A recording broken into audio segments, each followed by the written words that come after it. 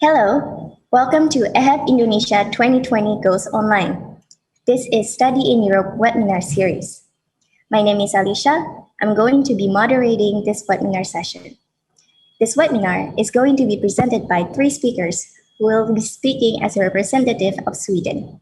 The speakers are Mr. Gustav Dahlin, the Deputy Head of Mission to represent Study in Sweden, Mr. Ivan Fatoni, Chairman of PPI Swedia, a KTH Master Student, and a recipient of SI Scholarship, will talk about his experience as Indonesian student studying in Sweden with an SI Scholarship. Last but not least, Mr. Winner Ng, a KI alumnus and a recipient of Global Suite Award 2020, who will share about his experience funding his own studies and bringing his family to Sweden. And now, please welcome Pak Gustav. Thank you very much. Thank you so much that I can be here, and thank you all for listening in.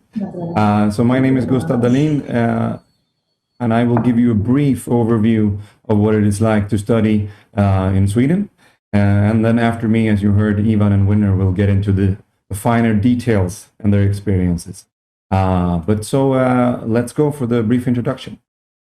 Now, Sweden is a fantastic place to study and to live. And we are going to talk a bit more about studying in Sweden later. But first, I just want to give you some basic details about my country. The next slide, please. Sweden is quite a large country, actually, geographically, but we have a small population. So we have lots of space. We're completely surrounded by incredible wilderness everywhere. So even in our biggest cities, we're never far away from nature. And our population might be small, but our higher education system is known for being one of the best in the world. So study at one of our 39 outstanding universities, and you'll experience this firsthand. Now, in terms of size, Sweden is actually about as big as the island of Sumatra. And the shape is quite similar also, if you look at this picture here. So Sweden is about 450,000 square kilometers. Sumatra is about 470 square kilometers. Although Sweden, again, only has 10 million people living in it, in Sumatra, it's 50 million. The first thing that you need to know if you consider studying in Sweden is that you don't need to know Swedish to do it. We speak, if I may say so, excellent English. And you'll find that we like speaking it too. So in case you're wondering, you won't need to learn any Swedish to survive outside the classroom. And in fact, it's possible to spend your entire life in Sweden without ever learning Swedish. And now, even though you don't need to learn Swedish to survive, of course, we recommend still that you would try to do so. It'll help you make friends. It will help you integrate into society, and especially help you get a job if that's something you would like to do. And you will find, I think, that there are surprising similarities between Swedish and Bahasa Indonesia as well. Now, you're here to learn about studying in Sweden, so let's talk about that.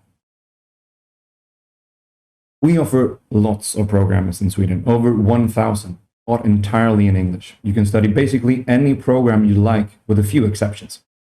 Bachelor programs in Sweden are 3 years, while we offer both 1- and 2-year master's programs. And you can study just about anything in English. Some of our popular programs are subjects related to sustainability, business, design, life sciences, biotechnology, engineering, human rights, and international relations. We have 39, as I said, outstanding universities in Sweden, spread all over the country. Some of them are in bigger cities, well, big by Swedish standards, and some of them are in smaller university towns. Some of them are also way up in the north, close to the Arctic Circle. So no matter what you're looking for, there's a ton of great options. And here's a very important outline of the application process, roughly. So you start by applying online, and when you apply, you can choose up to 4 master's programs or 8 bachelor programs. The application deadline is in the middle of January, so don't miss that. Then in April, if you did apply, you'll find out if you were admitted. and in late August, the academic year starts. For the master's programs, each university decides what level of English you need for a specific program. So you should always check out your university's website for the exact requirements. In most cases, you'll need the equivalent of the Swedish course English 6, which is also the requirement for all bachelor's programs. There are some exceptions to the test requirements depending on where and what you study. So please check with the specific information for your particular country of study at universityadmissions.se to find out more. For the costs, an average master's or bachelor's program costs around 129,000 Swedish kronor. That's about 12,000 euros. There are no tuition fees for people studying within the EU or EEA or the Nordic countries, but if you're from outside that region, you will need to pay a tuition fee. There are ways of getting this funded, of course, and Ivan will talk later more about that with the Swedish Institute Scholarship. And then Winner will tell us more about how he's funding his own way studying in Sweden.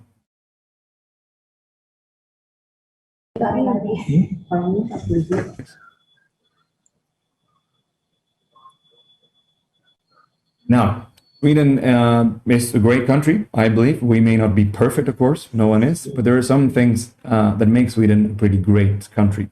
So if you want to challenge yourself academically, if you care about the environment, if you want to live in a world where everyone is treated equal, if you want to have a work-life balance, and want to live in a safe and modern country, then Sweden will be a good choice for you. So let's give you a few details about how it's like to study here in the Swedish way. Sure, for some people coming from outside of Sweden, calling your lecturers by their first name might seem a little strange at first, but you'll get used to it. That's how it works. We are on first name basis. And I think you'll come to love the informality and sense of equality that exists in the Swedish classroom that allows for a free and open way of working and discussing. And we don't have all the answers. No one have. So the essence of learning is of learning from each other. And we can learn as much from you as you can learn from us. So if you go to Sweden, get ready to question everything. Your lectures, your peers, the rules. That's the way it always has been done in the Swedish system. And that's how we move forward. And given that system, you won't be sort of spoon-fed your degree here. You have to take a lot of responsibility yourselves and for your own learning. But that will help you learn to develop your own thoughts and reflections, and you'll focus on the quality of what you learn and what you produce. And if you fail, well, that's okay too. It's an important part of the learning and the success. So what is it like to live in Sweden as an international student? Well, the lifestyle here is quite unique. Equality is important in Sweden. Regardless of gender, everyone is equal in Sweden. This is a cornerstone of Swedish society and one of the reasons why we are viewed as one of the most equal countries in the world. That being said, we aren't perfect. So join our movement in Sweden and help us find out ways how we can do better. We are in love with our planet, and we're fiercely protective of it. So nature in Sweden is incredible, and we want to keep it that way. Sustainability is as ingrained in our curriculum as it is in our culture. Second-hand shopping, riding bikes, electric buses. If you love nature, care about the environment, want to make a difference in the world, then it's hard to find a better place to study in than Sweden. And innovation isn't just a buzzword we throw around on LinkedIn. It means everything, from reinventing how the world furnishes their homes, like IKEA, tech for a greener future, game-changing gadgets or streaming services that literally change the way people consume music. It's deeply rooted in an educational system that promotes critical thinking. Sweden is home to more billion-dollar businesses, so-called unicorns, per capita than anywhere else other than Silicon Valley. But we have a work-life balance that makes us one of the happiest places on Earth to live, learn, and work. So, Where can you find out more information about all of this? Our website, studyinsweden.se, that's your go-to resource for everything you need to know or to find about Sweden. On our website, you can find out student blogs, where we have the digital ambassadors from a variety of countries who tell you what it's really like to live and study in Sweden. You can always email them if you have any questions. You can also find us on social channels such as YouTube, Facebook, or Instagram. Our Instagram account is run by, the slide disappeared. Our Instagram account is run by our digital ambassadors, and you can also hit them up with direct messages. As for the embassy side, you can always contact us at the Embassy of Sweden in Jakarta and follow our activities in Indonesia on our Instagram account at Sweden Jakarta. You can also find a wealth of information on PPI Swedea's website and Instagram account too. And when you have graduated, you should, of course, join the Alumni Swedea network. That was all for my presentation. I thank you so much for listening in. And I think we go over to Ivan, right, for him to share his thoughts and experiences. Thank you, Pak Gustav, for your presentation. For the second presentation, please welcome Mr. Ivan Fatoni. Halo, selamat pagi dari Stockholm. Slide-nya bisa dibantu.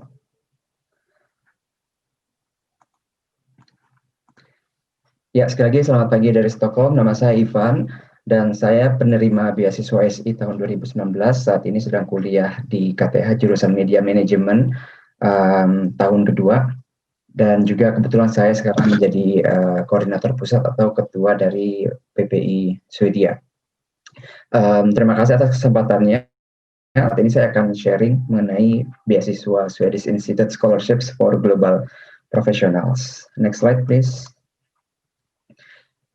Jadi SI ini memberikan beasiswa untuk kuliah S2 di Swedia, di mana kandidat-kandidat yang dicari oleh SI itu merupakan kandidat-kandidat yang setidaknya memiliki ambisi dan juga memiliki pengalaman kerja, karena sesuai dengan nama beasiswanya yaitu for Global Professionals.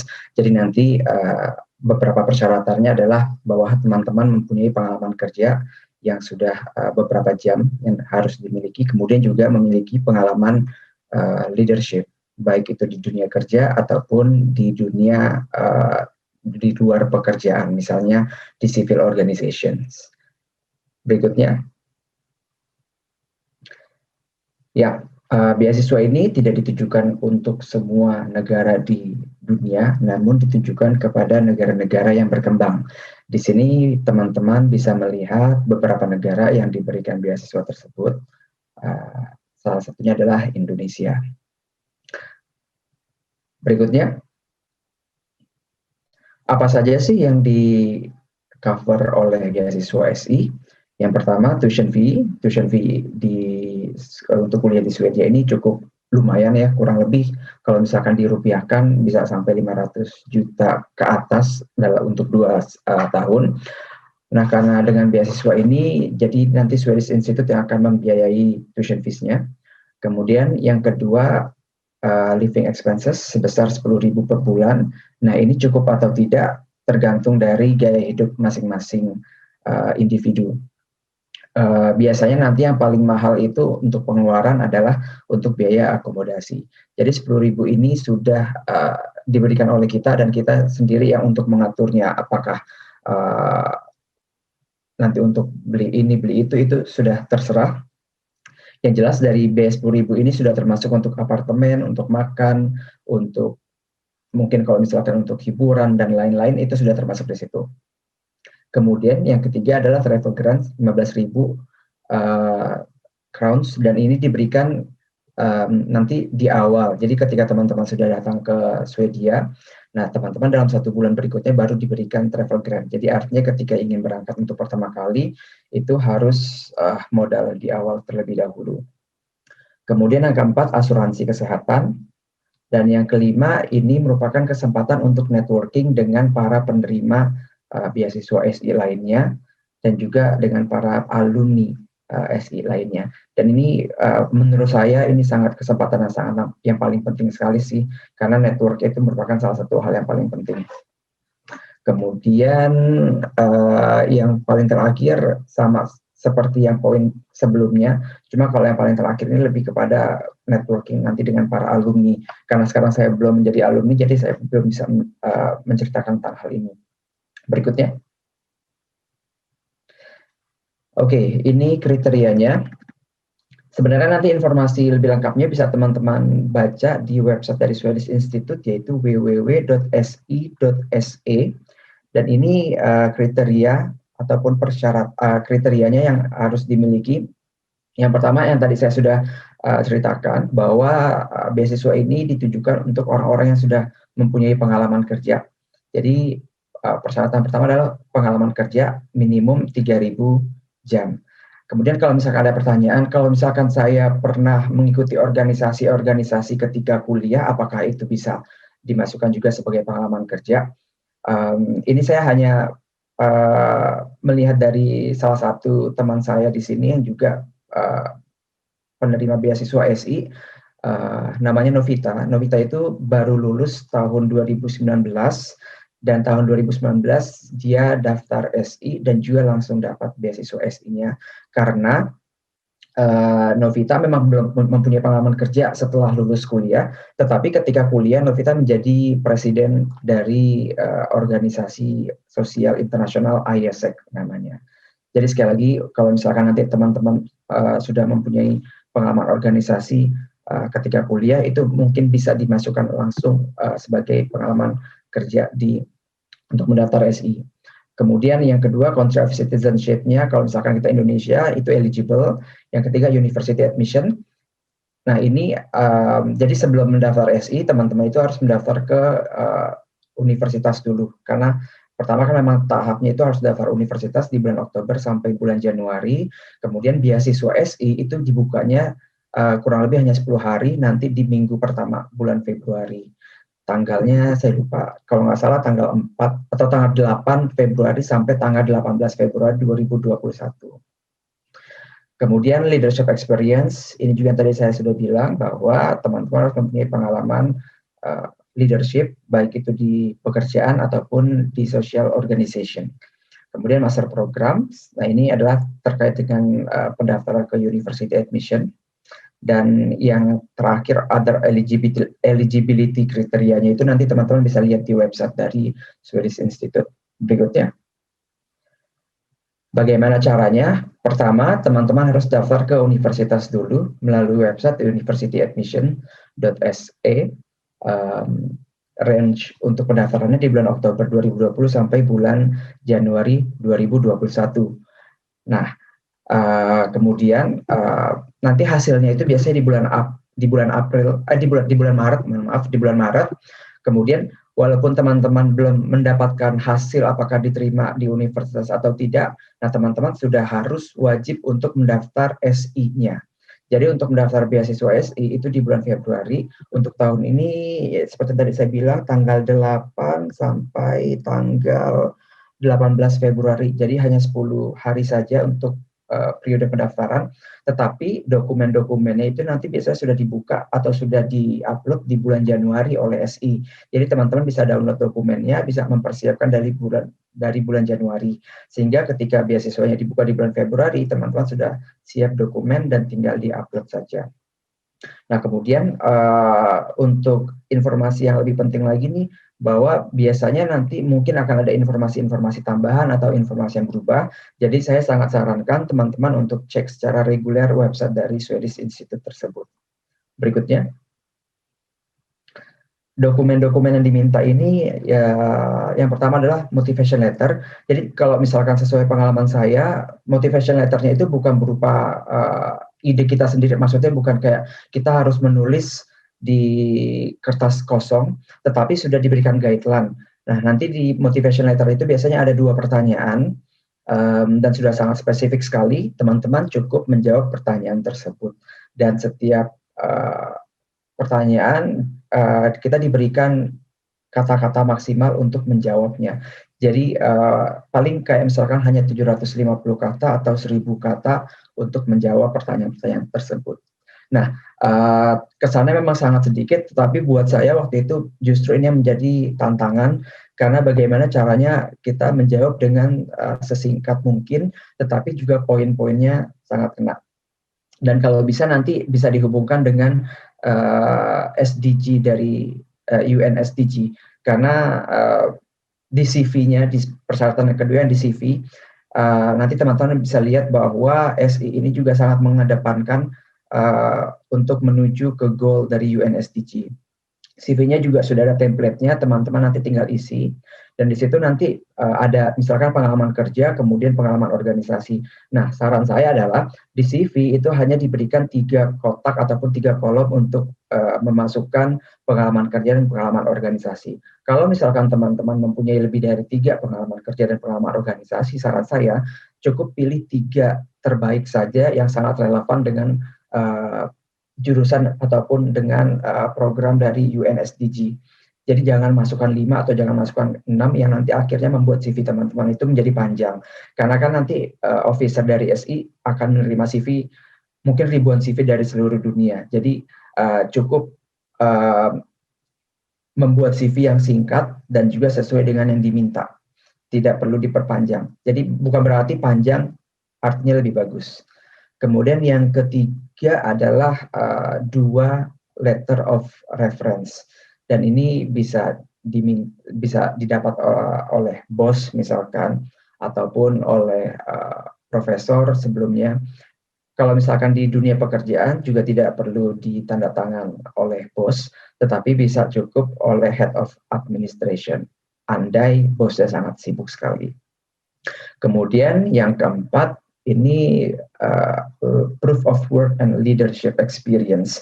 Dan ini kalau bisa yang satu dari kantor, yang satu lagi dari pengalaman organisasi.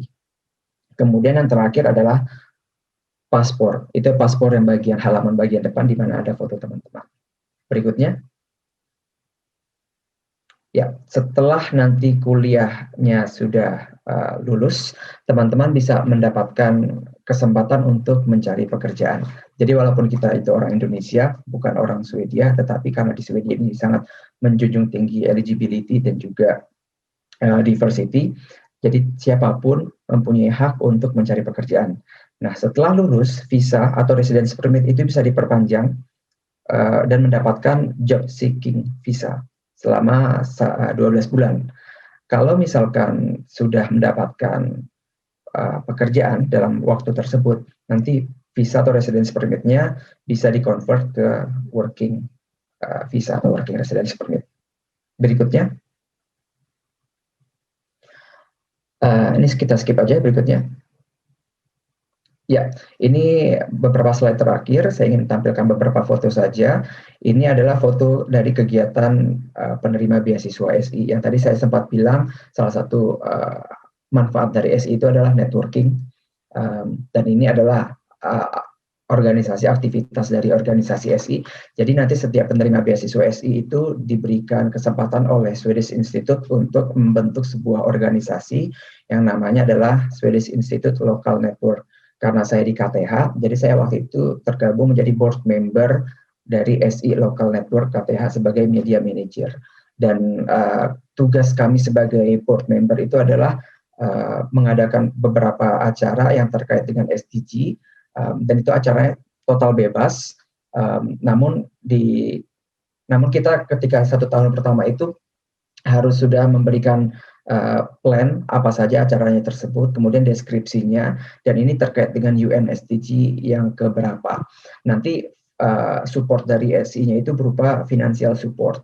Jadi setelah kita submit beberapa rencana, kemudian nanti SI akan mengirimkan uangnya. Dananya tersebut waktu itu bisa digunakan untuk membayar pembicara ataupun untuk refreshment setelah acara, untuk sewa tempat dan lain sebagainya. Foto yang kiri di atas ini adalah ketika setelah acara SI Local Network KTH. Ini kita membahas tentang Global UN SDG. Kemudian yang kanan atas ini saya mengikuti acara dari Local Network Uppsala University.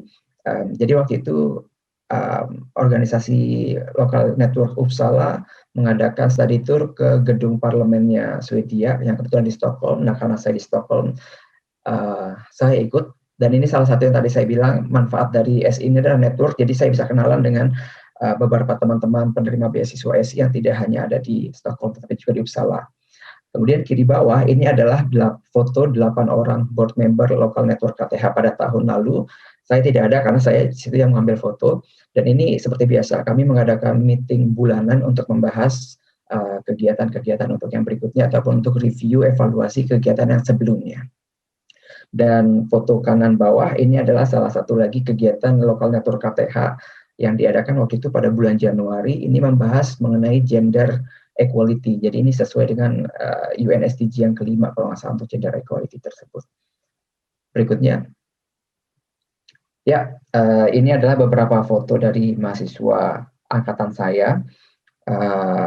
Di sini, jadi kalau misalkan nanti teman-teman untuk ketika kuliah di Swedia, pastikan aja sih kalau misalkan teman-teman itu mempunyai support system untuk setidaknya, karena kan kalau misalkan di Swedia ini kita orang Indonesia sebagai minoritas dan mungkin akan butuh teman-teman Indonesia untuk bisa sharing dan sebagainya. Jadi strategi saya sih tetap untuk saling connect dengan teman-teman mahasiswa Indonesia yang lainnya. Nah, ini waktu itu acara tanggal 31 Desember 2019, beberapa jam sebelum tahun baru. Berikutnya. Oke, ini beberapa informasi mengenai PPI Swedia. Teman-teman jika mempunyai pertanyaan-pertanyaan ataupun ingin mendapatkan informasi yang lebih lengkap tentang kuliah di Swedia ataupun hidup di Swedia, silakan menghubungi PPI Swedia. Kami ada Instagram, YouTube, Facebook, kemudian website dan juga email. Kalau misalkan saran saya, kunjungi Instagramnya. Di situ juga sudah banyak highlight yang kami buat, misalkan bagaimana untuk situasi kuliah, kemudian beasiswa, bagaimana budaya, bagaimana housing, dan lain sebagainya. Jika ada pertanyaan, silakan saja kirimkan DM ke Instagram, adminnya pasti akan membalas. Kami sangat aktif di situ. Dan setiap minggu adminnya akan berganti, akan bergilir dari setiap kota yang berbeda. Berikutnya. Ya, itu saja presentasi dari saya. Terima kasih atas kesempatannya. Sekarang lanjut kepada rekan saya, Winner, untuk memberikan presentasi dengan topik yang berbeda. Thank you, Kak Ivan, for your presentation. Now, for the last but not least presentation, please welcome Kak Winner Eng. Halo, selamat siang waktu Indonesia. Perkenalkan, saya Winner akan membawakan sharing ya bagaimana bisa secara swadana menjalani kuliah di Swedia sekaligus membawa keluarga. Ya, ini saya pisah topiknya karena ada yang swadana dan belum berkeluarga, ada juga yang mungkin tidak swadana tetapi mempertimbangkan bawa keluarga ke Swedia. Di situ saya tampilkan foto, kebetulan waktu kuliah, istri juga berkesempatan ikut kuliah juga di sini. Nah, nanti kita lihat beberapa keuntungan membawa keluarga. Next slide. Pertama-tama, semoga slide-nya kelihatan, kalau enggak bisa kunjungi akun Instagramnya PPI Stockholm dalam minggu ini. Kebetulan saya dan istri yang lagi take over untuk 2 minggu ini. Perkenalkan kami berdua, saya Winner, istri bernama Resti dari Indonesia. Kebetulan kami dua-duanya dokter, lulus tahun 2010. Terus mulai bekerja, nggak tiba-tiba juga, tapi waktu idenya makin berkembang sampai tahun 2016, muncul keinginan untuk belajar ilmu informatika kesehatan yang kebetulan waktu itu dapat informasi yang bagus itu di Swedia, di Karolinska Institutet. Sehingga akhirnya mencoba mendaftar, lalu mencari beasiswa, tadi seperti yang disampaikan oleh Ivan, saya juga daftar Swedish Institute beasiswanya, kemudian juga daftar beasiswa LPDP, tapi kebetulan belum rezekinya menjadi milik rezeki orang-orang yang pada tahun itu dapat gitu di tahun 2017. Jadi pengumuman kampusnya keterima, tapi beasiswanya nggak keterima. Sehingga waktu itu saya pikir, ya udahlah, mahal sekali bayar kuliahnya kalau sendiri gitu. Kuliahnya di Indonesia aja gitu, jurusan lain. Gitu. Tapi sembari berjalannya waktu sambil saya menjalani kuliah di Indonesia, keinginan itu tetap muncul sehingga akhirnya tahun depannya 2017 akhir daftar yang untuk 2018 saya daftar lagi jurusan yang sama dan kebetulan diterima lagi. Tapi waktu itu saya sudah tidak mempertimbangkan daftar beasiswa lagi karena pemikiran saya dengan kriteria yang sama mungkin saya akan kembali gagal di kedua beasiswa itu gitu. Jadi ya udah kita siapkan jalan yang lain. Singkat cerita berangkat dengan self funding. Next slide. Jadi saya akan berbagi mengenai kuliah swadana itu bagaimana kita membangun keyakinan bahwa yakin akan bayar sendiri kuliahnya, persiapan dananya, pelajaran apa yang bisa diambil. Untuk sesi membawa keluarga itu pertimbangannya apa dan bagaimana pengalaman kami di sini. Next slide. Next. Jadi yang pertama kita harus ingat swadana itu sebenarnya bukan pilihan karena ada jalur-jalur beasiswa yang tersedia gitu. Jadi kecuali kita kebanyakan uang ya, bingung uangnya ini mau diapain lagi gitu. Kalau buat bayar kuliah aja deh gitu. Nah itu silakan. Tapi biasanya itu bukan pilihan utama. Tentu kita harus coba dulu jalur beasiswa gitu. Kalau bisa dapat itu akan jauh lebih baik. Tapi seandainya semua jalan buntu sehingga swadana ini menjadi jalan keluar yang terakhir, tentu kita harus ada, kalau saya itu ada 3 faktor keyakinan yang bisa meyakinkan kita benar nih kita akan usaha untuk membayari sendiri kuliahnya. Yang pertama tentu kita yakin bahwa ilmu atau jurusan yang akan diambil itu sangat dibutuhkan di masa depan terutama. Gitu, sehingga saat lulus itu ya kita ada peluang untuk mengembangkan diri dalam bidang itu. Yang kedua, kita harus yakin ilmunya ini hanya bisa didapat di Swedia, karena ini konteksnya kan kita study in Sweden ya, gitu. Dan tidak tersedia di Indonesia. Dan yang ketiga itu yakin bahwa harus sekarang diambilnya. Kalau misalnya masih bisa ditunda tahun depan, mungkin bisa coba lagi beasiswanya, atau 2 tahun lagi masih bisa dicoba lagi. Tapi kalau harus sekarang, sangat dibutuhkan dan cuma ada di Swedia, ya udah berarti sudah yakin bahwa kita akan coba jalur swadana. Next slide. Nah, persiapan dananya tuh bagaimana? Jadi kalau saya membaginya pos pengeluaran utamanya itu ada 2. Yang pertama itu biaya kuliah atau tuition fee. Seperti tadi disampaikan itu jumlahnya besar ya. Kalau tadi itu rata-rata ya 129.000 sek. Tapi setiap kampus, setiap jurusan itu punya rate-nya tersendiri. Itu bisa dicek waktu lagi mendaftar, itu bisa langsung kelihatan harganya itu, biayanya yang dibutuhkan itu berapa. Jumlahnya besar tapi frekuensinya jarang. Jadi misalnya pembayarannya setiap semester kan 6 bulan sekali gitu. Jadi tidak selalu setiap bulan itu kita mengeluarkan uang dalam jumlah yang besar. Tapi keuntungannya adalah tuition fee-nya itu fix. Jadi misalnya katakanlah waktu itu jurusan saya itu 330.000 sek dari masuk sampai lulus 2 tahun. Seandainya di tengah jalan itu terjadi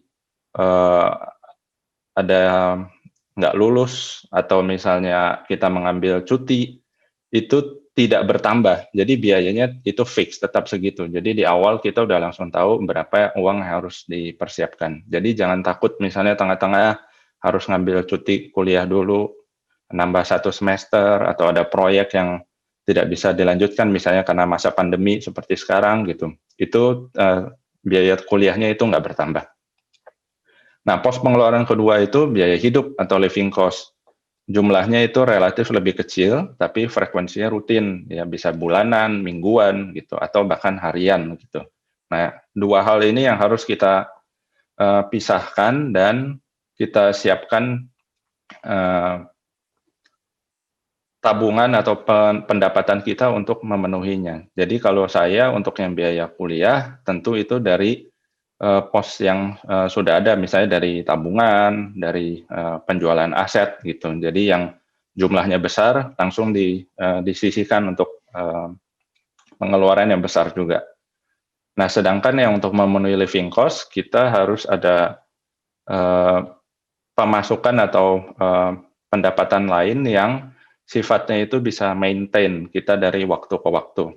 Ya, misalnya nambah kemampuan. Waktu itu kalau saya dan juga ada beberapa teman yang lain itu mengambil kursus untuk pangkas rambut gitu, karena terlepas di sini harga pangkas rambutnya jauh lebih mahal daripada di Indonesia.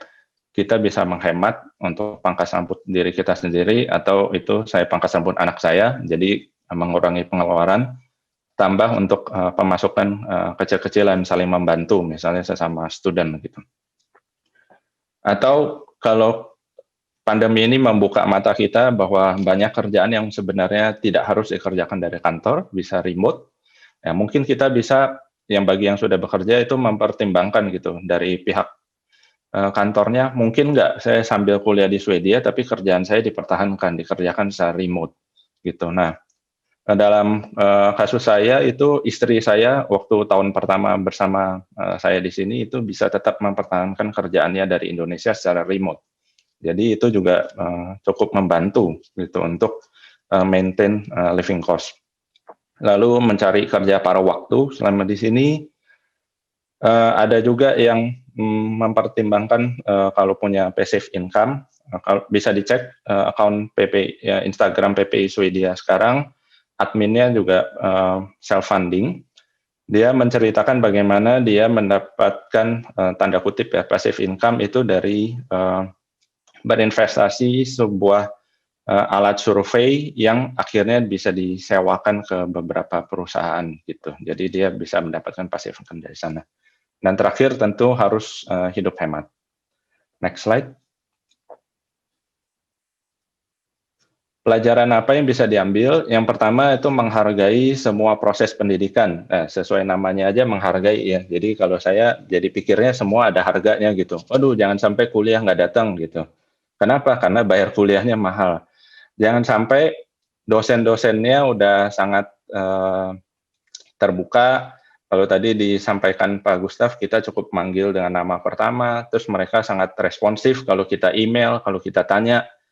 Jangan sampai kita tidak memanfaatkan kesempatan itu. Jadi saya semua dosen begitu ada pertanyaan, bahkan beberapa pengalaman atau proyek yang dikerjakan di Indonesia, saya konsultasi aja, saya email gitu di luar jam kuliah gitu. Bagaimana kalau seperti ini, apakah ada saran gitu, minta, bahkan bisa dibilang jadi konsultasi gratis dengan mereka. Nah itu faktor yang pelajaran kedua yang bisa diambil itu juga memanfaatkan semua fasilitas, yaitu tadi fasilitas kita bisa komunikasi terbuka dan langsung dengan para pengajar, fasilitas perpustakaan yang lengkap baik secara fisik maupun sumber-sumber informasi digitalnya. Jurnal-jurnal yang sebelumnya itu harus berbayar, kalau dengan akses dari universitas bisa gratis, ya tentu jangan lupa untuk dimanfaatkan. Banyak, kalau di Karolinska Institute itu juga banyak workshop-workshop yang diselenggarakan secara gratis bagi mahasiswa gitu. Nah itu juga sebisa mungkin waktu itu saya daftar semuanya gitu. Karena ya kapan lagi gitu bisa mendapatkan fasilitas-fasilitas tersebut sebagai student. Lalu yang ketiga, meningkatkan semangat untuk bertahan dan menyambung hidup. Ya ini tentu secara harafiah dan secara filosofis gitu. Karena kalau tadi disampaikan dari Ivan itu Swedish Institute kan menanggung living cost kita. Ya. Waktunya tinggal 2 menit lagi untuk menyelesaikan presentasinya. Itu living cost sekitar 10.000 SEK sebulan. Ya itu memang kurang lebih segitu. Jadi diputar-putar otak untuk bisa mencari cara bagaimana bisa memenuhinya. Dan yang terakhir tentu pelajarannya, kalau kita beasiswa yang ada ikatan setelah lulus atau misalnya sponsorship dari perusahaan atau dari kantor, tentu kita ada keterikatan gitu. Nah, dengan Swadana kita memiliki kebebasan setelah lulus mau ngapain. Gitu. Slide berikutnya. Nah, ini untuk yang membawa keluarga, pertimbangannya, slide. Yang pertama, keluarga sebagai support system, terutama kalau lagi kuliah banyak tugas, terus menjelang winter semakin gelap. Nah, tentu kalau ada keluarga yang menemani di sini akan lebih bisa menolong melalui masa-masa sulit. Nah, kira-kira begitu. Tapi kenapa perlu bawa keluarga gitu? Tentu faktor pertimbangannya salah satunya adalah karena perginya tuh ke Swedia. Lain kalau misalnya kita pergi ke negara yang sedang ada konflik gitu. Nah, tentu kalau bisa itu keluarga jangan ikut gitu. Nah, karena faktornya Swedia, negaranya ramah anak, ramah keluarga, tentu kita mempertimbangkan, oh ya, baik juga keluarga dapat pengalaman bersama kita. Kualitas pendidikannya tinggi, kalau misalnya yang punya anak-anak pertimbangannya seperti itu. Biaya kesehatan dan kesehatan gigi anak ditanggung negara alias gratis, bahasa Indonesia gratis, bahasa Swedianya gratis juga, nah, sama. Biaya pendidikan anak dan pasangan ditanggung negara juga gratis. Jadi seperti tadi saya sampaikan, saya bayar satu tuition fee untuk saya, tapi setelah sampai sini istri bisa ikut kuliah secara gratis. Nah, jadi bayar satu, yang kuliah 2 orang. Tapi tentu dengan syarat dan ketentuan berlaku itu nanti bisa dilihat di persyaratan apakah kita punya Swedish person number dan jenis residence permit-nya. Saya rasa itu slide terakhir, boleh. Nah, untuk beberapa pengalaman kami itu bisa dilihat di blog PPI Swedia, di channel YouTube PPI Swedia, maupun di student blognya Karolinska Institutet, seperti link yang terlampir. Yang terdekat bisa cek di akun Instagram PPI Stockholm. Dalam 2 minggu ini kebetulan saya dan istri sedang menjadi adminnya, atau ke Instagram kami. Ya, sekian, terima kasih atas perhatiannya. Thank you, gentlemen, for your insightful presentation. Unfortunately, with the limited time that we cannot have a Q&A session. However, don't worry, Study in Sweden will have an IG live session on their Instagram account, either on @SwedenJakarta or at PPI Swedia on Thursday, 26 November 2020 at 7 p.m. Jakarta time. Be sure to follow both of the accounts so you won't miss the session. Just a reminder, you can connect with Study in Sweden through the information given earlier. Thank you for tuning in to this webinar. We will see you again in the next session. Thank you.